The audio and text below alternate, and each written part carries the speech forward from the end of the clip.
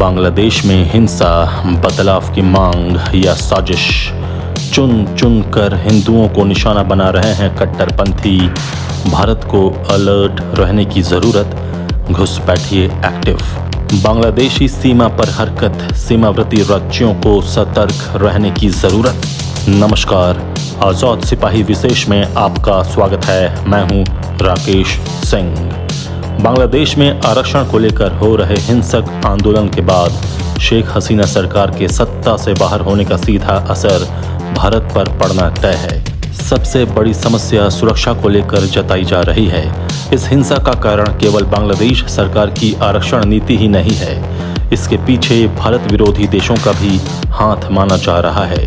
कुछ का तो यहाँ तक दावा है कि बांग्लादेश की स्थिति के पीछे अमेरिका का हाथ है, वहीं कुछ आईएसआई को जिम्मेदार ठहरा रहे हैं। कारण तो कई हैं, लेकिन सबसे बड़ा कारण यह माना जा रहा है कि अमेरिका इन इलाकों में अपना दखल मजबूत करना चाहता है। समझा जा सकता है कि इसके पीछे की मंशा क्या है।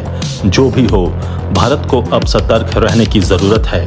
बांग्लादेश में शेख हसीना सरकार के अपदस्थ होने के बाद भारतीय सुरक्षा एजेंसियां पूरी तरह से हाई अलर्ट पर हैं। बांग्लादेश से सटी भारतीय सीमाओं पर पूरी सतर्कता से निगरानी की जा रही है।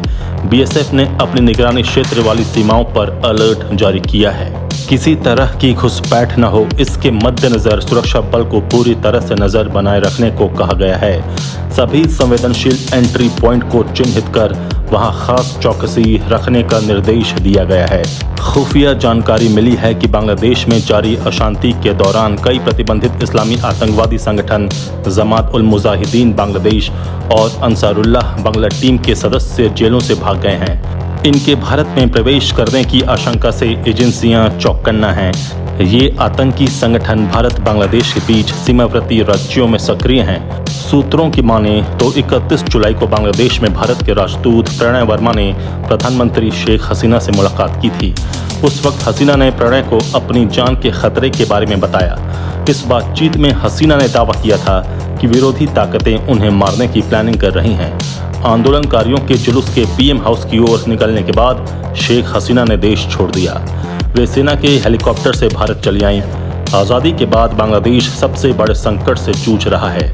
तख्ता पलट के बाद कट्टरपंथियों के वर्चस्व से अस्थिर अराजक माहौल वहां के हिंदू समुदाय के लिए बड़ी चिंता का विषय बना हुआ है। बांग्लादेश में हिंदुओं के घर, मकान, दुकान, ऑफिस, व्यावसायिक प्रतिष्ठान, मंदिर, गुरुद्वारे, महिलाएं और बच्चे सुरक्षित नहीं हैं। कट्टरपंथी लगातार इन्हें निशाना बना रहे हैं। हिंसा और आगजनी के बीच अब उपद्रवी चुन चुन कर हिंदुओं को निशाना बना रहे हैं। घरों में आग लगाई जा रही है, दुकानों को लूटा जा रहा है। 27 जिलों में हिंदुओं के घरों और दुकानों को निशाना बनाया गया है। लोगों का कहना है कि ऐसा कोई इलाका या जिला नहीं बचा है जहां सांप्रदायिक हमले न हुए हों। कैसे बांग्लादेश हमारे देश के लिए खतरा बना हुआ है, कैसे वहां के अल्पसंख्यक हिंदुओं का अस्तित्व खतरे में है और कैसे अब बांग्लादेशी घुसपैठिए एक्टिव हो सकते हैं, बता रहे हैं आज़ाद सिपाही के विशेष संवाददाता राकेश सिंह।